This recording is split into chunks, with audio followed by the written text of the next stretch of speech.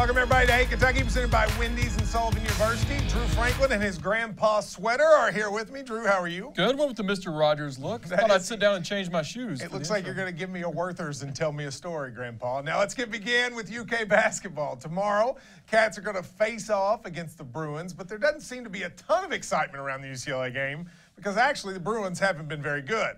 They come into the game 8-3, but their last win was against South Dakota, and it came right down to the end. UCLA blew a 24-point lead before winning at the very end. And the Cats look better and better. They beat Virginia Tech last weekend. Hamidou Diallo is getting better and better with each game, scoring 20 in his last 4, and Kevin Knox has been the superstar we hoped. Add to that three-point shooting that's gone well. And, Drew, you got to be excited about what we've seen from Kentucky, at least on the offensive end. Absolutely, and I'm excited about tomorrow's game because UCLA is a big-name team, but it's not one that's going to pose much of a threat to Kentucky. You're very confident about this game. I am. UCLA is not even a tournament team right now. They should have 3 straight losses. They should have lost to South Dakota State after being up so much. They're just not showing me much that I'm too worried about going into tomorrow. For Kentucky, I think, they've played UCLA. This is the 4th time they've played them in the last 3 years. So they know this team, but it's a different team. It's got Yuri Welsh, the Feathers guy that always shoots really well against them. But these are young dudes. Now, the one thing that concerns me is they're really good at beating you off the dribble one-on-one, and that's been Kentucky's weakness. Yeah, the big difference from last year to this year is last year had guards that could pass and guards that could shoot. This year, they just have a bunch of young guys and Aaron Holiday who returns, but they're just kind of some one-on-one players. They're not really going to beat you by sharing the ball or hitting shots from outside. As for Kentucky, we're showing dunks here by Knox, Richards, and other guys. Sharing the basketball has been this team's success. I am surprised that they play basically 9 guys, and 7 of them are brand new, and they share the ball so well. I didn't see it coming. How about you? And all these guys were stars in high school. I doubt they passed twice a game. And Cal, as soon as they get here, convinced them to play unselfish basketball and buy in, as he always talks about. They're doing it so well this year. And they basically narrowed their rotation to 7 dudes. 7 dudes who completely, any given game, can score. And I think that's something not a lot of teams have. Last night, Papa John's founder John Schnatter announced he would step down as CEO of the Papa John's Pizza Company next month. His departure comes 2 months after his controversial comments that criticized the NFL leadership over the national anthem and allowing players to protest during the games. But his company has had slow pizza sales, and Schnatter says that's because of the NFL and the fact that people are not buying pizza while watching the NFL. Papa John's new CEO, Steve Ritchie, declined to say whether Papa John's comments about the NFL protest played a role in his decision, which means, of course, it did. But Schnatter, who appears in the pizza chain's commercial and on its boxes, will stay chairman of the board and the company's largest shareholder. What do you think about this?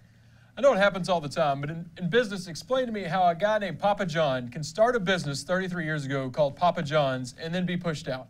There's no way I would leave. I'd be like, sorry, y'all are doing it. I'm Papa John. Or you would say, you know what, if you're going to kick me out, you got to call it something else. Call it Papa Fred's or something. Well, now Steve, whatever's in charge, is at Papa Steve's. Do you think, I think what's happened, though, is that Papa John, the person, has become less popular than Papa John, the brand, and they got to get the person out. Like, normally, if you were the spokesman for a company and it wasn't working, you'd go get a new spokesman. But what do you do when the spokesman's the CEO? I think that's why they had to do this. Yeah, and he's the face of the brand. They said they don't even know if that will change. He might still be doing commercials with Peyton Manning. I just know somewhere Rick Pitino is smiling because with their beef going on, finally Rick has something to be happy about. Well, you had the Papa John, Jurich, and Pitino beef, and now all of them have seen their careers sort of take a big step back. Now, it is worth noting, Papa John did this a few years back. Do you think we'll see him back? I'm sure he'll be back. Like I said, this is his company. He'll be there. His ego also has to be huge. I just don't want them to take away the garlic butter and pepperoncinis. But, his ego must be massive because to have a company and put your face on every box, I think it's going to be hard for him to step away. Now, yesterday, Kentucky Governor Matt Bevin delivered his year-end address to reporters in Frankfort, and we talked a lot about it last night. But during the press conference, Matt Bevin took aim at the Louisville Police Department. During the address, Bevin said that the city of Louisville had, quote, a policing problem. He was responding to the fact that over $1 million that the Louisville Metro Council gave to LMPD to address violent crime was used up by February of last year. Bevin claims the department is spending taxpayer money and not addressing the violent crime problem. But Bevin did claim yesterday that his prayer walk plan to end violence in Louisville has made a profound difference and cut down on the city's murder rate. An investigation by WDRB in Louisville revealed much of the fund mentioned by the governor went to just a few officers who racked up enormous amounts of overtime, one of whom worked 200 hours during the first 2 weeks of January. Now, we'll get to his comment about the prayer walks, but do you think there's a problem when over $1 million goes away in a month and a half? After seeing those numbers, as you mentioned, one guy worked 200 hours in 2 weeks. I didn't even know you could do that. I know there's 200 hours in a week. There was another officer who worked 84 straight days. They're getting this overtime pay. Now, that kind of is a problem. You can't blame the crime rate on that, but that does need to be corrected. I think the governor's right to point that out. I mean, that's very sketchy to me, this idea that you give this extra money for it so that there are more people on the streets, which is a good idea, and then it's gone in 6 weeks, and I don't care who the officer is. No officer is needed 100 hours in a week. And you're overpaying that guy who's going to be overworked and tired when someone else could be doing the job much better. Now, you would, I think, say, what do you think about him saying the prayer walk has cut down on the murder rates? Oh, Matthew Bevan. Now, listen, I'm team prayer. I pray before every show that I don't mess up and say something ridiculous. But I don't know that the prayer walk has had a huge impact. I don't know how you can say the prayer walk has had an impact when the murder rate went up.